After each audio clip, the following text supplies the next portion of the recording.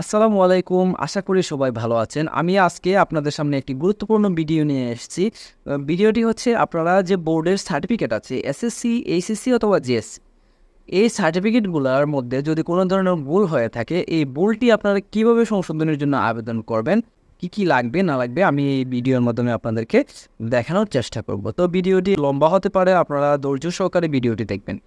তো সম্পূর্ণ প্রসেস যেহেতু অনলাইনে আবেদন করার পূর্বে আপনাকে কিছু পূর্ব প্রস্তুতি নিতে হবে। অর্থাৎ আপনার অনলাইনে আবেদন করার পূর্বে কিছু কাগজপত্রের প্রয়োজন পড়বে। তো সর্বপ্রথমে আপনার যে জিনিসটি প্রয়োজন পড়বে তা হচ্ছে প্রার্থীর এক কপি ছবি লাগবে, পাসপোর্ট সাইজের এক কপি ছবি লাগবে। তারপরে হচ্ছে যে প্রার্থীর একটি ডিজিটাল জন্ম নিবন্ধন সনদ লাগবে, যেটাতে বাংলা এবং ইংরেজি উল্লেখ করা আছে। অবশ্যই এটি শুদ্ধ রূপ হতে হবে। তৃতীয়ত হচ্ছে আপনার বয়স সংশোধনের জন্য সিভিল সার্জন কর্তৃক প্রত্যয়নপত্র লাগবে। সিভিল সার্জন কর্তৃক প্রত্যয়নের জন্য আপনারা সিভিল সার্জন বরাবরে একটি দরখাস্ত দিয়ে দিবেন। দরখাস্ত দেওয়ার পরে সিভিল সার্জন মহোদয় অর্থাৎ ওনাদের কর্তৃপক্ষ আপনাকে একটি এক্স-রে করাবে বা রিপোর্ট পরীক্ষা করবে, এক্স-রে করার পরে আপনার বয়স যদি সংশোধন করার যোগ্য হয় তাহলে আপনাকে তারা একটি প্রত্যয়নপত্র দেবে।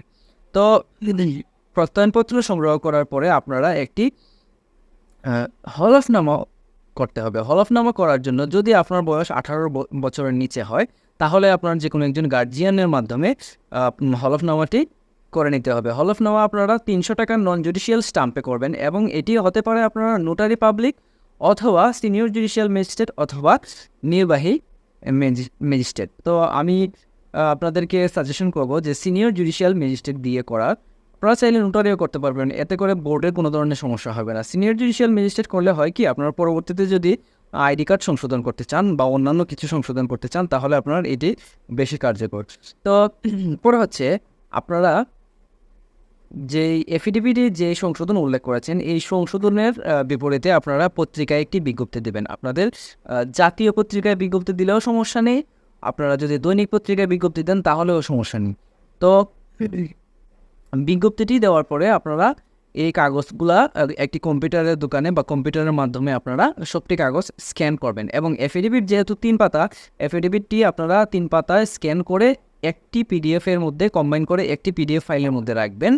আর তারপরে হচ্ছে আপনার ডাক্তারের প্রত্যয়নপত্র অর্থাৎ সিভিল সার্জনের যে প্রত্যয়নপত্রটি হবে, এই প্রত্যয়নপত্রটি যেহেতু 2 পাতা, একটি প্রত্যয়নপত্র থাকবে, একটি এক্স-রে রিপোর্ট থাকবে।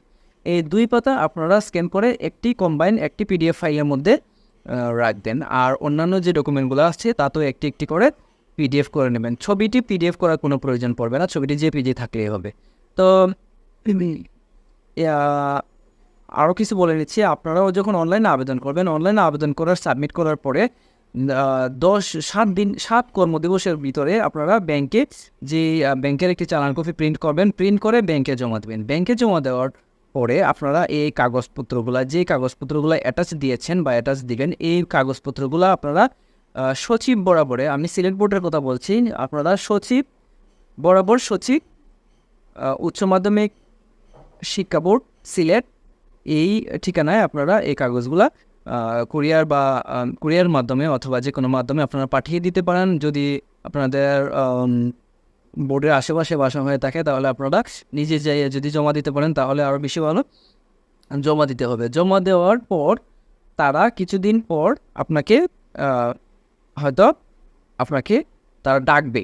আপনার যে অরিজিনাল কাগজগুলো আছে, অরিজিনাল কাগজগুলো নিয়ে আপনি বোর্ডে যেতে হবে। বোর্ডে যাওয়ার পরে তারা যাচাই বাছাই করার পরে যদি দেখা যায় যে সব কিছু ঠিক আছে তাহলে তারা অ্যাপ্লিকেশনটি অ্যাপ্রুভ দিয়ে দিবে। অ্যাপ্রুভ দেওয়ার পরে আপনার একটি ওয়ার্ডার চলে আসবে। এই ওয়ার্ডারের মাধ্যমে আপনার পরবর্তীতে আবার যে সংশোধন করেছেন এই সংশোধনের বিষয়ে আপনারা আবার ফ্রেশ কপি অনলাইন থেকে ফ্রেশ কপি উত্তোলনের জন্য আবেদন করতে হবে। ফ্রেশ কপি উত্তোলনের জন্য আবেদন করার কিছুদিন পর আপনার ফ্রেশ কপিটি ওরা তৈরি করে দিয়ে দিবে। তৈরি করার পরে আপনারা সিলেট বোর্ডে জমা যাবেন। যাওয়ার পরে প্রার্থী অবশ্যই সিলেট বোর্ডে যেতে হবে পরবর্তীতে যখন সার্টিফিকেট জমা দিবে, এবং যখন তারা শুনানির জন্য ডাকবে তখন প্রার্থীকে অবশ্যই নিতে হবে। তো ওইখানে যাওয়ার পরে আপনারা যে পুরাতন যে সার্টিফিকেটগুলো আছে সংশোধন হওয়ার পরে পুরাতন সার্টিফিকেটগুলো জমা দিয়ে দিবেন। আর তারা আবার নতুন সার্টিফিকেট, নতুন মার্কশিট, রেজিস্ট্রেশন কার্ড আপনাদেরকে দিয়ে দেবে। এই হচ্ছে প্রসেস। তো আমি আপনাদের এখন অনলাইনে কীভাবে আবেদন করতে হয় আমি দেখিয়ে দিচ্ছি। তো চলুন আমি কম্পিউটারের স্ক্রিনে চলে যাই।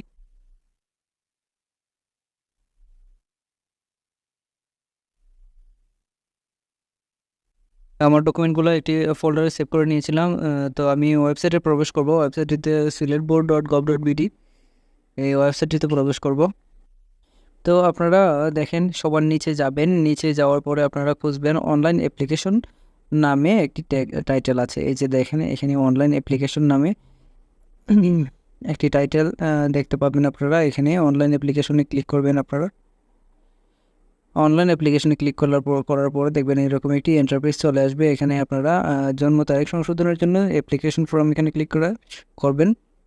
যারা নাম সংশোধন করবে তারা উপরে একটাতে ক্লিক করবেন। আপনারা এখানে ইনস্ট্রাকশন আছে, ইনস্ট্রাকশনগুলো দেখে নেবেন। আপনারা অবশ্যই আবেদনটি সাবমিট করার পর 10 দিনের ভিতরে সচিব বরাবরে প্রেরণ করতে হবে। আপনার সর্বশেষ সংশোধনী তথ্যটি এখানে আপলোড করবেন। আমি এসএসসি দিয়ে দিচ্ছি, পাসিং ইয়ারটা দিয়ে দিবেন, তারপরে এখানে রোল নাম্বার দিয়ে দিবেন। যারা এইচএসসি সংশোধন করবেন তারা এইচএসসি অর্থাৎ হচ্ছে এসএসসি এবং এইচএসসি সংশোধন করলে আপনারা সর্বশেষ যেটি এটা এখানে ইনপুট দিবেন আগে। এখানে রোল নাম্বার এবং রেজিস্ট্রেশন নাম্বার দেওয়ার পরে নেক্সট বাটনে ক্লিক করবেন। নেক্সট বাটনে ক্লিক করে দেখবেন সঠিক থাকলে, রোল রেজিস্ট্রেশন নাম্বার সঠিক থাকলে আপনারা এরকম আপনাদের নাম সম্বলিত একটি ইন্টারফেস দেখতে পারবেন। এখান থেকে অ্যাপ্লিকেন্ট ফটোর মধ্যে ক্লিক করবেন। আমি এর আগেই অ্যাপ্লিকেন্টের একটি ছবি নিয়ে নিয়েছি, অবশ্যই জেপিজি থাকতে হবে। তারপর দেখেন এখানে অ্যাপ্লিকেন্ট ফোন নাম্বার, আপনাদের অবশ্যই একটি সচল মোবাইল নাম্বার দিয়ে দিবেন। এই মোবাইলের মাধ্যমে আপনাদের সব ইনফরমেশন পাবেন। SMS যাবে এটাতে, কোড অ্যাক্টিভ ইউজার আইডি এবং পাসওয়ার্ড যাবে। তারপরে what is required to correction, এখানে ডেট অফ বার্থ দিয়ে দিবেন। এখানে ডেট অফ বার্থটি অবশ্যই ডিজিটাল যে ক্যালেন্ডার আছে ডিজিটাল ক্যালেন্ডারে ইনপুট করাবেন। প্রথমে আপনারা আপনাদের সালটি সিলেক্ট করে নেবেন, যে সালে আপনারা সংশোধন করতে চাচ্ছেন। এখান থেকে মাস সিলেক্ট করে নেবেন। তারপরে এখান থেকে ক্যালেন্ডার থেকে আপনারা ডেট সিলেক্ট করে নেবেন। ডেট সিলেক্ট করার পরে এই যে আপনারা আবার চেক করে নিতে পারেন, কারণ ভুল হলে সমস্যা, আবেদনটি সংশোধন করা যাবে না। তারপরে এখানে আপনারা যদি জিএসসি, এই যে what exam is required to correction, এখানে আমি এসএসসি এবং জিএসসি দুইটাই সংশোধন করব, এই জন্য এখানে জিএসসিতে ক্লিক করব। জিএসসিতে ক্লিক করার পরে এখানে দেখবেন জিএসসি ইনফরমেশন দিতে হবে। আপনারা প্রথমে এখানে যে পাশে সন আছে পাশে সনটি দিয়ে দিবেন। তারপরে এখানে রোল নাম্বার দিবেন, রেজিস্ট্রেশন নাম্বারটা দিবেন, সেশনটা দিয়ে দিবেন, রেজিস্ট্রেশন নাম্বার দিবেন, আপনারা সেশন দিবেন। এখানে আপনাদের রেজিস্ট্রেশন কার্ড দেখে দেখে সেশনটা উল্লেখ করবেন। এখানে সেন্টার দিয়ে দিবেন। সেন্টারটা হচ্ছে আপনাদের রেজিস্ট্রেশন কার্ড অ্যাডমিট কার্ডের মধ্যে দেখবেন সেন্টার লেখা আছে, সেন্টারটা দিয়ে দিবেন। তারপর দেখেন এখানে জিএসসি এসএসসি অনুযায়ী সংশোধনের প্রমাণিক দাখিল করতে হবে। এটা প্রযোজ্য নয়। যদি আপনার জিএসসিতে ঠিক থাকে আর এসএসসিতে যদি ভুল থাকে তাহলে আপনার জিএসসি সার্টিফিকেট অর্থাৎ পুরাতন সার্টিফিকেটে যদি সংশোধন ঠিক থাকে তাহলে আপনি দিতে পারেন। পরবর্তীতে এফিডেভিট, এখানে এফিডেভিটের আমি আপলোড করবো, এই জন্য এখানে ব্রাউজ অপশনে ক্লিক করবেন। ব্রাউজ অপশনে ক্লিক করার পরে দেখেন এখানে যে এফিডেভিটটা আছে এফিডেভিটটা আমি আপলোড করে নেব। এটা অবশ্যই পিডিএফ থাকতে হবে। তারপর হচ্ছে পত্রিকা বিজ্ঞপ্তিটি এখানে ব্রাউজ বাটনে ক্লিক করবেন। ব্রাউজ বাটনে ক্লিক করার পরে আপনি যে পত্রিকা বিজ্ঞপ্তিটি আছে বিজ্ঞপ্তিটি আমি দিয়ে দিচ্ছি। অবশ্যই আপনারা যদি পারেন তাহলে আপনারা যে বিজ্ঞপ্তিটি আছে এটাতে একটি কালার পেন দিয়ে মার্ক করে আপলোড করবেন। মার্ক করার পরে এখানে সিভিল সার্জন কর্তৃক প্রত্যয়নপত্র আপলোড করতে হবে। তো সিভিল সার্জন কর্তৃক প্রত্যয়নপত্র আপলোড করার ক্ষেত্রে দেখেন এখানে লেখা আছে প্রস্তাবিত জন্ম তারিখ সংশোধন এক্স-রে রিপোর্ট সংশ্লিষ্ট জেলার সিভিল সার্জন কর্তৃক প্রত্যয়নপত্র, অর্থাৎ এখানে সিভিল সার্জনের যে প্রত্যয়নপত্রটি আছে প্রত্যয়নপত্র এবং এক্স-রে রিপোর্ট এই দুইটাই কিন্তু একটি ফাইলের মধ্যে কম্বাইন করে আপনাদেরকে আপলোড করতে হবে। তারপর হচ্ছে এখানে জন্ম নিবন্ধন, শিক্ষার্থীর ছাত্রছাত্রীর জাতীয় পরিচয়পত্র জন্ম নিবন্ধন। আপনার যদি জাতীয় পরিচয়পত্র থাকে তাহলে জাতীয় পরিচয়পত্র, জন্ম নিবন্ধন থাকলে জন্ম নিবন্ধন, যদি দুইটি থাকে তাহলে দুইটাকেই আপনারা পিডিএফ করে একটা ফাইলের মধ্যে আপলোড করবেন। আমি শুধু জন্ম নিবন্ধন আপলোড করলাম, আর কিছু এখানে প্রয়োজন পড়বে না আমাদের। তো সবার নিচে দেখবেন লেখা আছে সাবমিট। তো আপনারা চাইলে আবার এই প্রিভিউ বাটনে ক্লিক করার পরে প্রিভিউ দেখে নিতে পারেন। আমি এফিডেভিটে প্রিভিউটি দেখে নিচ্ছি। এফিডেভিটে প্রিভিউ ক্লিক করার পরে দেখবেন এখানে একটু সময় নেবে আপনাদের। এই যে আমার 3টি পেজ দেখাচ্ছে, একটু সময় দেবেন। সময় দিলেই দেখবেন আপনাদের এটা ফাইলটি লোড হয়ে যাবে। এই যে দেখতে পাচ্ছেন আমার 3টা পেজই পিডিএফে এখানে আপলোড হয়ে গেছে। আমি অন্যান্য ডকুমেন্টগুলো দেখে নিচ্ছি। এটা হচ্ছে জন্ম নিবন্ধন। তারপর আপনারা এখানে সবার নিচে সাবমিট বাটনে ক্লিক করবেন। সাবমিট বাটনে ক্লিক করার পরই আপনাকে একটি ইন্টারফেস শো করবে এবং আপনার যে আবেদনটি আছে আবেদন ফর্মটি এখানে দেখাবে আবেদন সাবমিট হয়ে গেছে। আপনাদের কী কী কাগজপত্রটা আপলোড করেছি অ্যাটাচমেন্টগুলো দেখতে পাবেন এবং সবার নিচে লাস্ট আপডেটটা আপনারা পরবর্তীতে দেখতে পাবেন এবং এইখানে এটা প্রিন্ট করে নেবেন।